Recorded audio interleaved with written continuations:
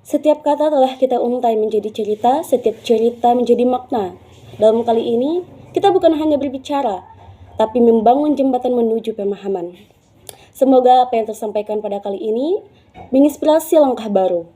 Hingga kita berjumpa lagi, mari bersama merajut dunia dengan ide dan aksi. Assalamualaikum warahmatullahi wabarakatuh. Perkenalkan, nama saya Marwa Agustina. Saya dari SMA Negeri 1 Tambangan. Kali ini saya akan berperan sebagai pemateri pada kali ini, dan tentunya di bawah bimbingan Bapak Mutakin Kholis Ali. Oke, baiklah, saya akan mengajak teman-teman semua. Kita akan membahas tentang dampak positif dan negatif pengaruh media sosial terhadap anak usia di bawah 16 tahun. Baik, kita mulai dari yang pertama. Dampak positif dan negatif penggunaan media sosial untuk anak usia di bawah 16 tahun. Pemanfaatan media sosial untuk anak di usia dini berkembang pesat. Namun, penting untuk kita memahami dampak positif dan negatifnya agar anak-anak dapat memanfaatkannya dengan bijak. Memahami tentang media sosial dan dampaknya pada remaja.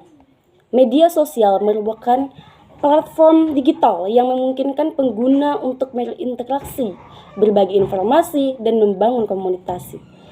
Media sosial dapat memberikan akses ke berbagai informasi, hiburan, namun paparan konten negatif, cyberbullying, dan kecanduan dapat menyebabkan masalah kesehatan mental dan sosial. Selanjutnya, dampak positif dan negatif penggunaan media sosial.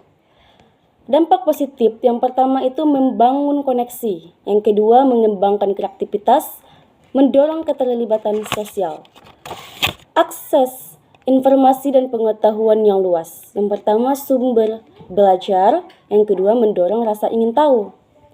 Selanjutnya dampak negatif penggunaan media sosial. Tentu yang pertama itu adalah dapat mempengaruhi kesehatan mental.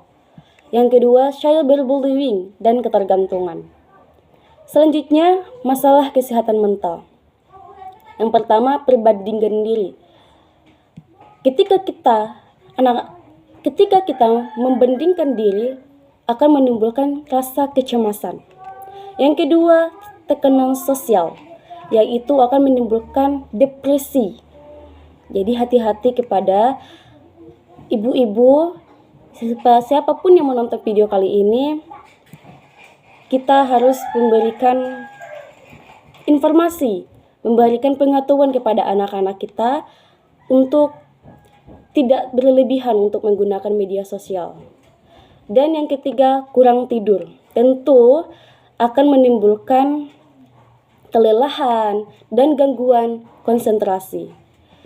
Dan di sini saya memaparkan studi kasus. Kita bisa lihat penggunaan media sosial mencapai 80%. Yang kedua, cyberbullying mencapai 75%. Yang ketiga, kesehatan mental mencapai 60%. Jadi, kita bisa lihat di sini sangat drastis sekali penggunaan media sosial, terutama kesehatan mental. Jadi dimohon agar berhati-hati kepada anak-anak kita supaya tidak terlalu kecanduan dalam penggunaan media sosial.